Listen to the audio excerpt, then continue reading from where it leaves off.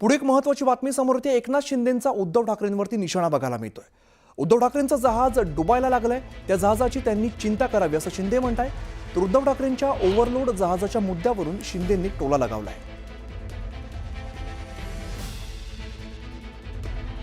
उद्धव ठाकरे यांनी आत्ताच बैठकीमध्ये असं म्हटलं आहे की अमित शहा हे 3 पक्षांचे पक्षप्रमुख आहेत, त्यांचं जहाज ओव्हरलोड झालेलं आहे, जे पक्ष सोडून गेले त्यांना जाऊ द्या, आम्हाला फरक पडत नाही। जहाज आता डुबायला लागलेला आहे, त्या जहाजाची त्यांनी चिंता करावी। महत्त्वाच्या बातम्या प्रायोजक पुष्कराज रागी डिलाइट्स, महाराष्ट्राचं लाडकं आणि नंबर 1 नाचणी सत्व।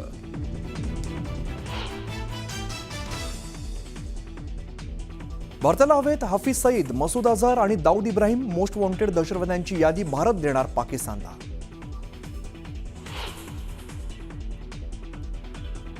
पाकिस्तानसाठी हेरगिरी केल्याच्या आरोपाप्रकरणी प्रसिद्ध युट्यूबर ज्योती मल्होत्रासह 6 जण अटकेत। पाकिस्तानच्या उच्चायोगाकडून व्हिसा मिळवून 2023 मध्ये गेली होती पाकच्या दौऱ्यावर।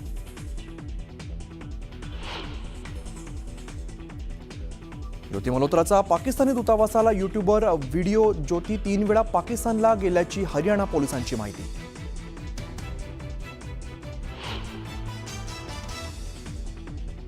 ऑपरेशन सिंदूरबाबत भारताचं मोठं पाऊल, सर्वपक्षीय खासदार परदेशात जाऊन मांडणार भारताची भूमिका। भारत जगाला पटवून देणार दहशतवादाचा नापाक चेहरा।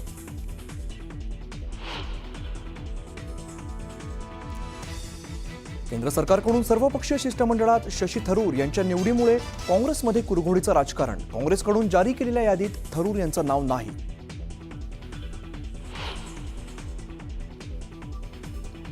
भारताने हल्ला केल्याची पाकचे पंतप्रधान शहबाज शरीफ यांची अखेर कबुली। हल्ल्याच्या 8 दिवसांनंतर भारतानेच पाकचं एअरबेस नष्ट केल्याचं पाक पंतप्रधानांकडून मान्य।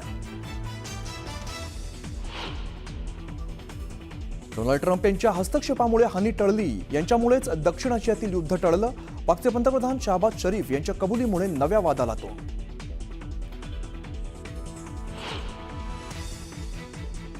भारत पाकिस्तानमध्ये अणुयुद्ध होणार होतं, पण ते युद्ध मीच थांबवलं। युद्ध थांबवण्यात मिळालेलं हे माझं मोठं यश, अमेरिकेचे राष्ट्राध्यक्ष डोनाल्ड ट्रम्प यांचा दावा।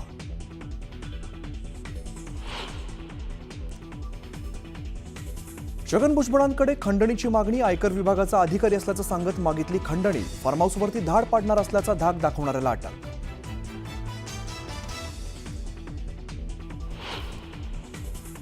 अमित शहा यांच्यामुळेच भाजप शिवसेनेत दरी, शहा दिल्लीत आल्यावर कटुता निर्माण झाली, संजय राऊतांचा आरोप।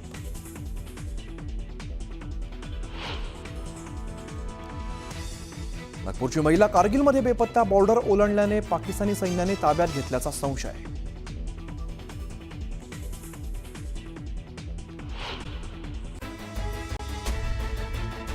एनआयएने मुंबई विमानतळावरून 2 आयसिस स्लीपर सेलशी जोडलेल्या दहशतवाद्यांना केली अटक।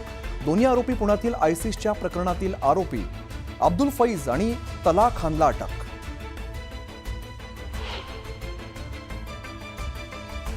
नागपुरातील एक महिला काश्मीरच्या कारगिलमधून बेपत्ता, पाकिस्तानी सैन्याने ताब्यात घेतल्याचा गुप्तचर आणि सुरक्षा यंत्रणेला संशय।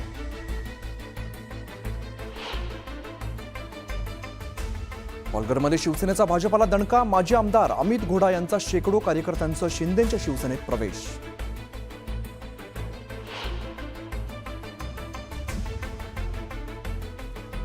कोकण विभागात बदलापूर पालिका अव्वल, राज्य सरकारकडून 100 दिवसांची कार्यालयीन सुधारणाची विशेष मोहीम। पावसाळ्यात बदलापूरकरांना महापुराचा धोका वाढला, शहरातून वाहणाऱ्या नदीपात्रात भराव टाकल्यामुळे पुराचा धोका वाढला।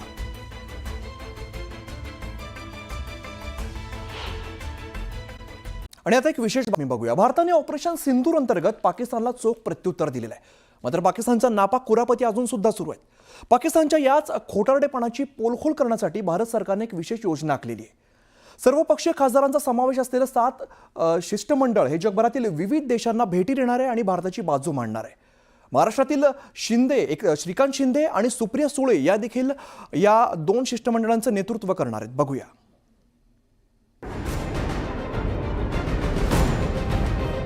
भारतीय लष्करानं पाकिस्तानला चांगलीच अद्दल घडवली। ऑपरेशन सिंदूरनंतर पाकिस्तानला दिवसातारे दाखवले। अण्वस्त्र हल्ल्याची धमकी देणाऱ्या पाकिस्तानला 2च दिवसात भारताच्या हल्ल्यामुळे कापरं भरलं। भारताच्या हवाई हल्ल्यात पाकिस्तानातले दहशतवादी तळ उद्ध्वस्त झाले. भारतावरती ड्रोन आणि मिसाईल हल्ला करणाऱ्या पाकिस्तानला मग भारतीय हवाई दलानं जोरदार तडाखा दिला. पाकिस्तानमधले प्रमुख 9 एअरबेसेस हवाई हल्ल्यात उद्ध्वस्त केले गेले. ब्रह्मोसच्या माऱ्यात पाकिस्तानच्या हवाई दलाचं प्रचंड नुकसान झालं. पहलगामच्या हल्ल्याचा बदला घेण्यासाठी भारतानं पाकिस्तानला धडा शिकवला. सध्या दोनही देशात शस्त्रसंधी झालेली असली तरी भारतानं पाकिस्तानचा खरा चेहरा जगासमोर उघड करण्यासाठी कंबर कसली आहे. केंद्र सरकार जगभरात सर्वपक्षीय शिष्टमंडळ पाठवणार आहे आणि या शिष्टमंडळाच्या माध्यमातून जगासमोर भारताची बाजू मांडली जाईल. विशेष म्हणजे केंद्राच्या 7 शिष्टमंडळांपैकी 2 शिष्टमंडळांचं नेतृत्व महाराष्ट्रातल्या खासदारांकडे असेल. भारतच नाही, आज हे टेररिझम जे आहे हे US पर्यंत बाकी सगळ्या देशांमध्ये पण गेलेलं आहे, जे इथून सुरुवात झालेली आहे.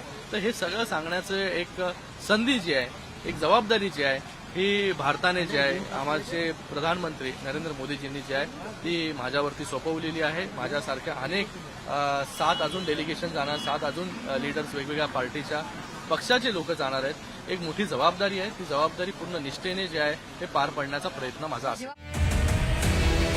राष्ट्रवादीच्या खासदार सुप्रिया सुळेंच्या नेतृत्वात एक शिष्टमंडळ दक्षिण आफ्रिका आणि इजिप्तमध्ये जात ऑपरेशन सिंदूर बाबत भारताची बाजू मांडली. तर शिवसेनेचे खासदार Shrikant Shinde UAE, middle east आणि आफ्रिकेतल्या देशांना भेटी देत पाकिस्तानचा बुरखा फाडतील. या 8 कमिटीज आहेत. या 8 कमिटीज 10 दिवसात 5 ते 6 देश फिरणार आहेत आणि हे 22 किंवा 23 तारखेला या ग्रुप जातील आणि 10 दिवसाचा तो दौरा. पाकिस्तान लष्करी संघर्षामध्ये केंद्र सरकार आता जगभरात पाकिस्तानची पोलखोल करणार आहे. या आंतरराष्ट्रीय कूटनीतीच्या लढाईमध्ये महाराष्ट्रातल्या 2 खासदारांवर केंद्रानं मोठी जबाबदारी सोपवली आहे. माझ्यासाठी ती खूप मोठी गोष्ट आहे. माझ्या आयुष्यातला खूप मोठा क्षण आहे की भारताचं नेतृत्व करण्याची एक जबाबदारी एवढ्या कमी वयामध्ये माझ्यावरती आलेली आहे आणि ती मला नरेंद्र मोदीजींनी दिली. मी त्यांचं खूप खूप धन्यवाद व्यक्त करतो. आणि अशा या जबाबदारीतून आपल्या देशाचं पॉइंट ऑफ व्ह्यू काय, आपल्या देशाचं टेररिझमच्या अगेन्स्ट मधलं स्टँड काय आहे, 0 टॉलरन्स अगेन्स्ट टेररिझम हा जो स्टँड आहे हा बाकी देशांच्या पुढे जाऊन मांडण्याचा एक संधी आज देशाने दिलेली आहे.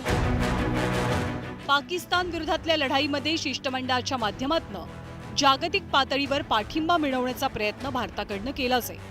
खरं तर भारत पाक संघर्षात काही बोटावर मोजण्या इतक्याच देशांनी पाकिस्तानला पाठिंबा दिला. तर रशिया आणि इस्रायलसह काही युरोपियन देशांनी भारताची बाजू लावून धरली. या पार्श्वभूमीवर केंद्राकडनं पाठवल्या जाणाऱ्या शिष्टमंडळाला महत्त्व प्राप्त झालंय. हे शिष्टमंडळ आता जागतिक पातळीवर भारताची दहशतवादाविरोधातली भूमिका ठाम मांडण्यासोबतच पाकिस्तानचा बुरखाही फाडेल. Bureau report, news 18 Lokmat.